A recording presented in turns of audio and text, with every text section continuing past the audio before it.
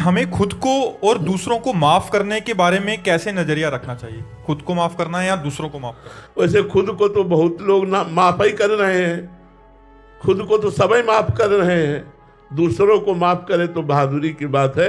हमें लगता है खुद को माफ नहीं करना चाहिए और दूसरों को माफ कर देना चाहिए।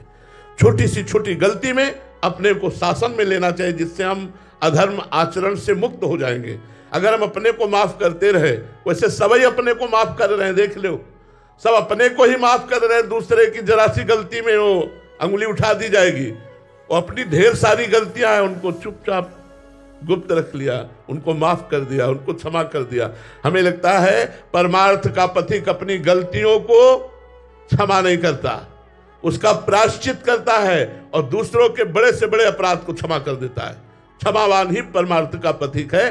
तो दूसरों में भगवत भाव करने से हमारे अंदर क्षमा भाव आ जाएगा। दूसरों को क्षमा करने की भावना हमारे अंदर तब बढ़ेगी जब हम सब में भगवान को देखेंगे।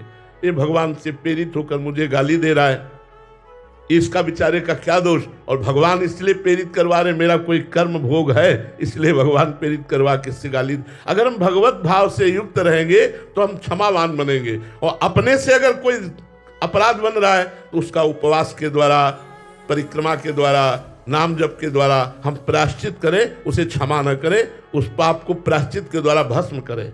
जरा जरा सी संपत्ति में भाई भाई को मारे डाल रहा है, पुत्र पिता को मारे डाल, ये तो अज्ञान का खेल चल रहा है। ऐसा कोई आध्यात्मिक थोड़ी है। अध्यात्मवान पुरुष क्षमावान, अद्वेष्टा सर्वभूतानां मैत्रः करुण एव च निर्ममो निरहंकारा सम दुखा सुखा क्षमी। भगवान कह रहे क्षमी, क्षमावान। क्षमावान मेरा बड़ा प्रिय भक्त होता है, सुख दुख में समान भाव रखने वाला मेरा प्रिय भक्त होता है, जो किसी में दोष दर्शन नहीं करता, सब में करुणा करता है लेकिन ममता नहीं करता, सब पर परोपकार की भावना रखता है लेकिन अहंकार नहीं करता। ऐसा भक्त मुझे परम प्रिय है। तो भगवान का भक्त होना और संसारिक ये तो अलग बात है।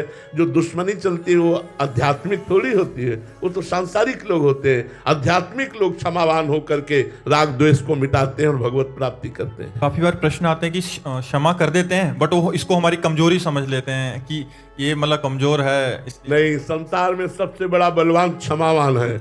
और आप ये समझ लो, आप जो दंड नहीं दे सकते थे उससे बड़ा दंड आपका क्षमा उसको देगी।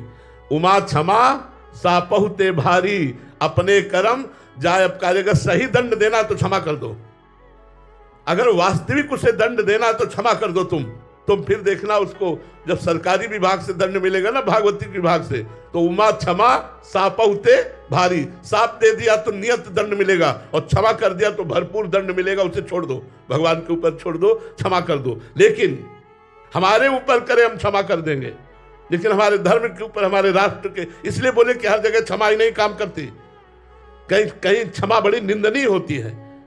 अब कोई किसी